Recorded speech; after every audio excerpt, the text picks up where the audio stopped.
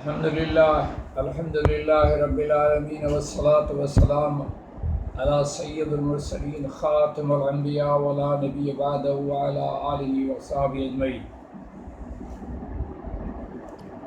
محترم سامعین و ناظرین، بزرگان، نوجوان ساتھیوں اور میری مائیں بہنیں، طالبات اور طلباء کرام، السلام علیکم ورحمۃ اللہ وبرکاتہ۔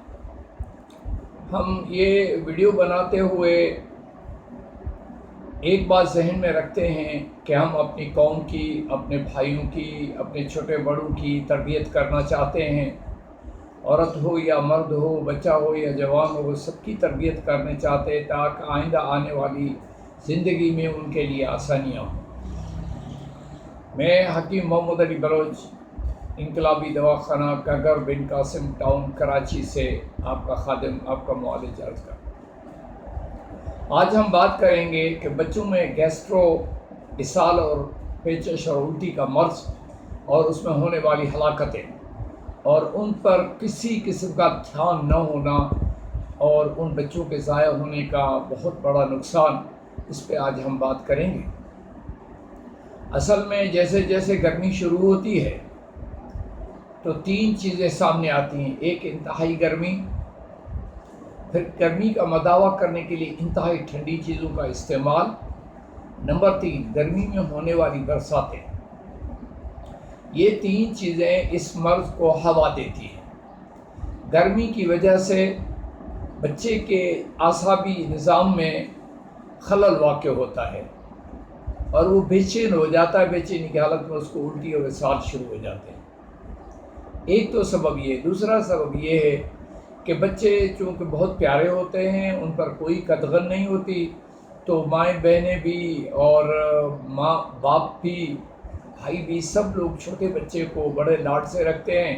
وہ کبھی آئس کریم کھا رہا ہے، کبھی کوئی وہ چٹپٹی چیز کھا رہا ہے، پھر آئس کریم کھا رہا ہے، کوئی ٹھنڈا پانا، فریج کا دروازہ کھولا، یہ بوتل منہ پہ چڑھائی، اس طرح سے جو ہے کھانے اور پینے میں، ماکولات اور مشروبات میں ان کا جو ہے نا وہ مسئلہ گڑبڑ ہو جاتا ہے اور اس کو اسہال اور الٹی شروع ہو جاتی ہے۔ تیسرا سبب ہے برسات کا۔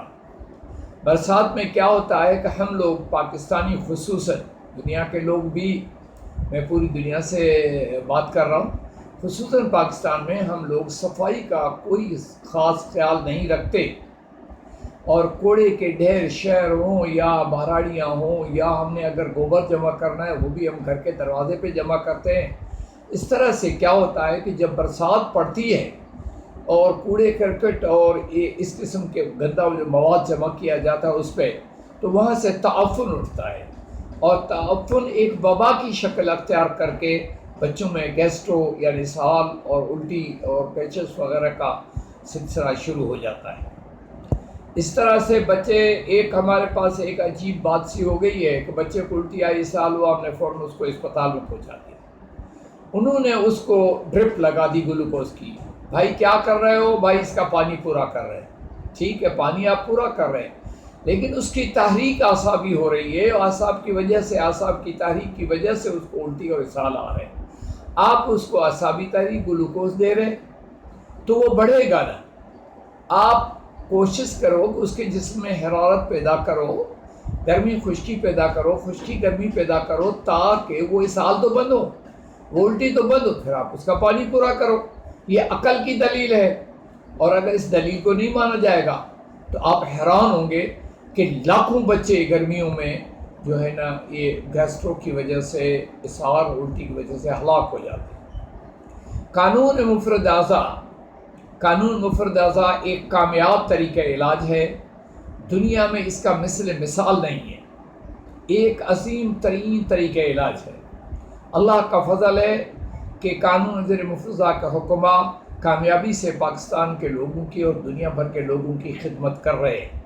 آپ تو انگلینڈ وغیرہ میں، جرمنی میں ہمارے شاگرد الحمدللہ نے ڈیرے جما دیے ہیں، وہ گوروں کو بھی جو ہے نا یہ دوائیں کھلا رہے ہیں قانون زیر مفرزہ، کیونکہ یہ اغذیائی دوائیں ہیں، یہ نباتاتی دوائیں، ان کا کوئی سائیڈ ایفیکٹ نہیں، ان میں کوئی برائی نہیں ہے۔ اب چلتے ہیں ہم کہ بچوں کو اس سے کیسے بچایا جائے۔ سب سے پہلی بات یہ ہے کہ بچے کو ٹھنڈی جگہ پہ نہیں رکھنا چاہیے۔ نمبر 2، فوری طور پر کالا نمک اور لیموں کو کاٹ کے اس کو کالا نمک لگا کے اس کو تھوڑا سا گرم کر لیں، کٹا ہوا طرف اوپر رکھیں اور غیر کٹا ہوا نیچے رکھیں، توے پہ رکھیں یا پلیٹ میں رکھ کے گرم کریں۔ وہ جب ابلنے لگے اس کو اتار کے ٹھنڈا کریں، ٹھنڈا کر کے اس کا بیج نکال کے پورے کا پورا آدھا لیمو بچے کے منہ میں نچوڑ دیں۔ اللہ نے چاہا تو الٹی یہیں بند ہو جائے گی، اور اگر نہیں تو دوسرے وزن سے انشاءاللہ العزیز کسی ٹرپ کی ضرورت نہیں ہوگی، بچے کی الٹی بند ہو جائے گی، پھر آہستہ آہستہ اس کے اسہال بھی ہوگا۔ اب بچے کو کالا نمک ڈال کے اگر کچھ کھانا چاہتا ہے تو دہی دے، اس سے بھی الٹی اور اسہال بند ہو جائے گی۔ کالا نمک تھوڑا سا محسوس کرے کہ اس کو ذائقہ آئے تاکہ وہ کھا لے آرام سے۔ چٹپٹی چیزوں کے بچے شوق، وہ اعصابی ہوتے ہیں نا، عضلاتی چیزوں کے کھانے کے بہت شوقین ہوتے ہیں، اس لیے اس کو یہ آپ دیں۔